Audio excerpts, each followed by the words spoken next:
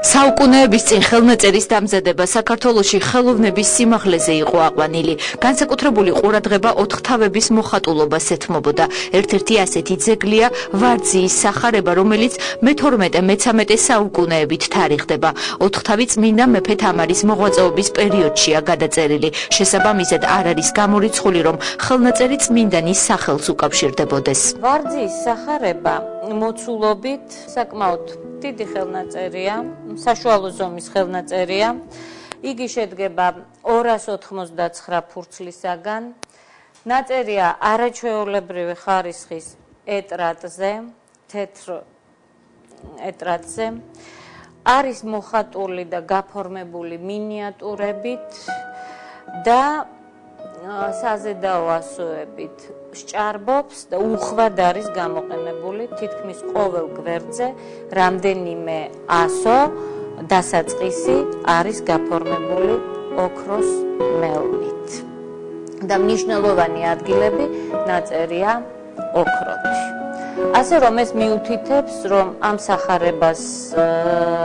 სახარების შექმნის დაინტერესება უნდა ყოფილიყო დიდგვაროვანი ოჯახისა ან სამეფო კარისა. ხელნაწერი საინტერესოდ არის გაფორმებული.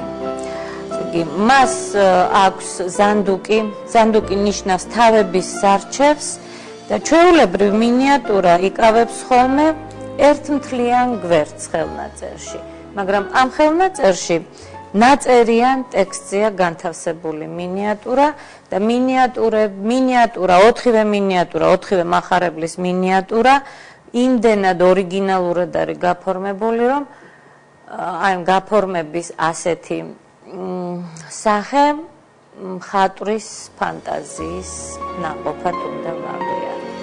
სახარება ვარძიის მონასტერში ინახებოდა.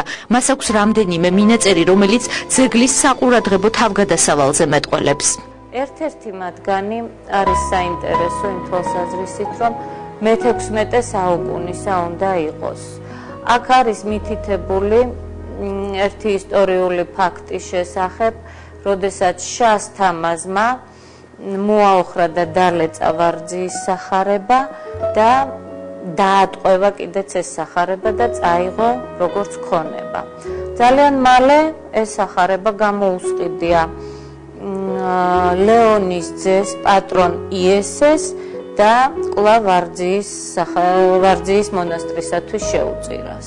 მინაწერების თანახმად ხელნაწერი შემდეგში იმერეთში გადაუტანიათ და გელათის მონასტრის წიგნსაცავში ინახებოდა, სადაც მოგვიანებით დაზიანებულა. სამწუხაროდ ამ დროს ქუთაისის გუბერნატორი გახლდათ ლევაშოვი, რომელიც ცნობილი იყო ხელნაწერების გაძარცვით და ძვირფასეულობის დაგროვებისადმი მისწრაფებით და ამ ხელნაწერისათვის შემოუძარცვავს შესანიშნავი ვერცხლის ყდა, რომელსაც ჰქონდა ღვთისმშობლის გამოსახულება, მინანქრიანი ხატი ამკობდა და მის მაგივრად ჩაუსვამს ხელნაწერი ვერცხლისავე ყდაში, ოღონდ ეს ვერცხლის ყდა შესრულებულია რუსეთში, დამზადებულია რუსეთში 1871 წელს.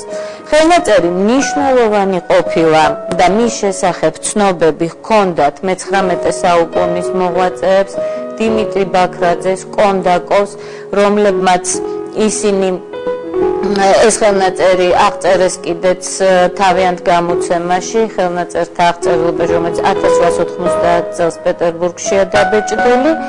მოგვიანებით ხელნაწერმა კიდევ ერთხელ დატოვა საქართველო 1921 წელს, როდესაც ქართული საგანძური მენშევიკებმა გაგზავნეს ევროპაში ექვთიმე თაყაიშვილის მეთვალყურეობით.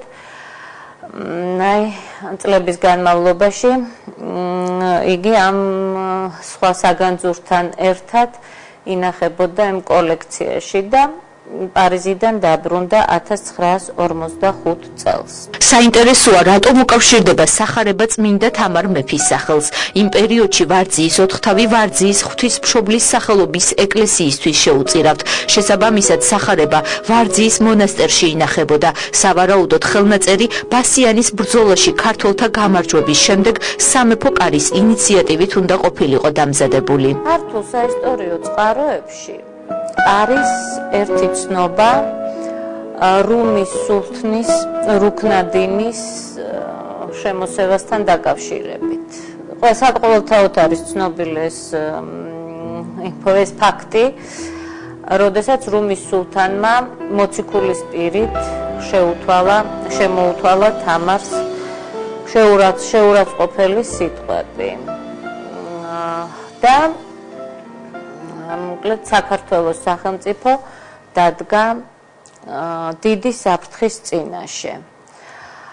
თამარ მეფემ ჯარი შეკრიბა ვარძიაში, ცრემლით დაალტო შემაღლებული ადგილი, ლოცულობდა საქართველოს გადარჩენისათვის და ევედრებოდა ქვეყნის გადარჩენას ვარძიის ღვთისმშობელს.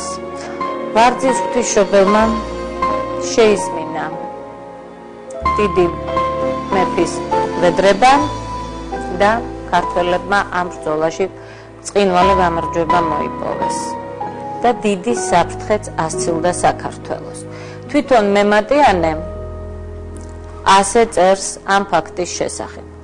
განკვირვებულ ვარ, თუ ვითარითა წყალობითა მოხედა სამკვიდრებელსათვის საღმერთმა და ვარძიის ღვთისმშობელმა ვითარ დაიცვა ერი ქართველთა.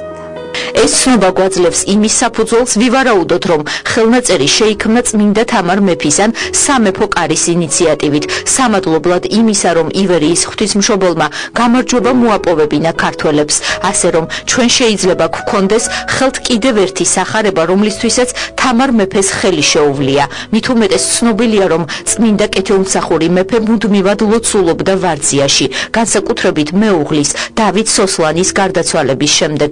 ამ პერიოდიდან მოყოლებული წმინდანი ვარძიის ერთ-ერთ სენაკში ცხოვრობდა. გამორიცხული არ არის, რომ ეს სახარება სწორედ მისთვის იყო შექმნილი.